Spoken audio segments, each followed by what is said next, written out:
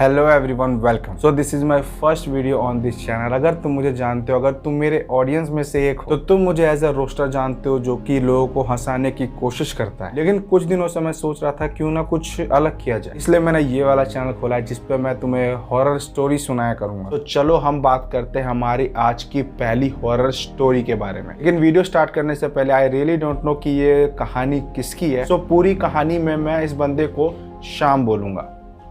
Alright, तो ये बात है शाम के गांव की, जब वो छुट्टी मनाने अपने गांव आया हुआ था। और उसके गांव में एक पुरानी हवेली थी जिसमें करीब 65 सालों से कोई नहीं रहता था। और ये वाली बात शाम को अपने गांव के दोस्तों से पता चली थी। और ये बात जब शाम को पता चली तो उसके मन में एक ख्याल आया कि क्यों ना एक बार मैं भी उस हवेली को देखने जाऊं, क्योंकि उसे ऐसी जगहों पर जाना और उसके बारे में जानने का बहुत शौक था। इसलिए वो अपने दोस्तों के साथ उस हवेली में जाने का प्लान बनाता है और अपने दोस्तों के साथ उस हवेली के पास पहुंच जाता है। और वो देखता है कि वहां दूर दूर तक कोई भी आता या जाता नहीं था। तो ये सब देखने के बाद शाम जो है वो अपने दोस्तों से पूछता है कि आखिर क्यों कोई इस हवेली के आस पास भी नहीं आता। फिर उसका दोस्त उसे इस भूतिया हवेली के पीछे की कहानी बताता है, कैसे ये हवेली एक भूतिया हवेली में बदल गई। तो शाम का दोस्त उसे बताता है कि करीब 65 साल पहले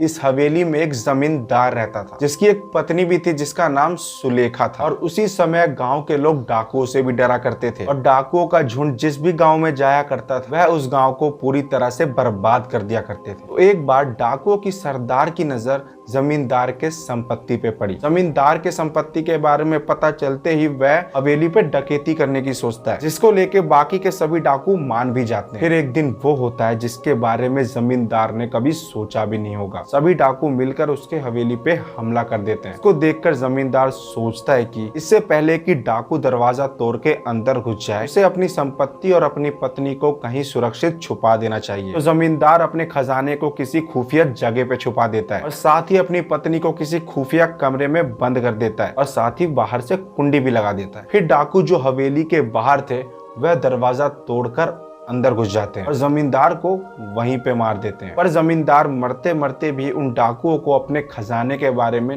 नहीं बताता है। फिर भी डाकू लोग पूरे हवेली में उस खजाने को खोजते हैं, लेकिन उन्हें फिर भी वो खजाना नहीं मिलता है। तो वो हवेली की कुछ कीमती चीजों को उठाकर वापस चले जाते हैं। लेकिन जमींदार की पत्नी, जो कि एक खुफिया कमरे में बंद थी, उसके बारे में किसी को कुछ नहीं पता था। वो बहुत चिल्लाई, वो लोगों को बुलाने की बहुत कोशिश करी, लेकिन कोई भी उसकी आवाज को सुन नहीं पाता है। और वो वहीं पर उसी कमरे में भूखी प्यासी मर जाती है। और कहा जाता है कि तब से लेकर आज तक अपने पति का इंतजार कर रही है कि उसका पति आकर उसे उस कमरे से बाहर निकालेगा। और माना जाता है कि अगर कोई अनजान इंसान उस हवेली में जाता है तो वो या तो वो उसी हवेली में उसे मार देती है या वो इंसान उस हवेली से अपनी मानसिक संतुलन गवा के बाहर निकलता है। और ये सारी बातें सुनकर शाम जो है उस हवेली में जाने की हिम्मत नहीं जुटा पाता और वो और उसके दोस्त चुपचाप वहां से अपने गांव चले जाते हैं। इस कहानी को सुनने के बाद कुछ सवाल है जो मेरे दिमाग में आता है कि क्या सच में वो हवेली भूतिया थी? हाँ, आज भी जमींदार की पत्नी की आत्मा रहती है? क्या किसी इंसान ने उस हवेली के बारे में मनगढ़ंत अफवाह फैला रखा है ताकि कोई उस हवेली के पास ना जा सके और वो उस खजाने को उस हवेली में जाकर खोज सके जो सालों पहले जमींदार ने उस हवेली में छुपा दिया था? आई रियली डोंट नो, कुछ भी हो सकता है। तुम लोगों का क्या कहना है इस स्टोरी को लेकर कमेंट सेक्शन में जरूर बताना। बाकी तुम्हें अगर ये वीडियो पसंद आई हो, ये कहानी अच्छी लगी हो, तो वीडियो को लाइक करके चैनल को सब्सक्राइब कर लेना।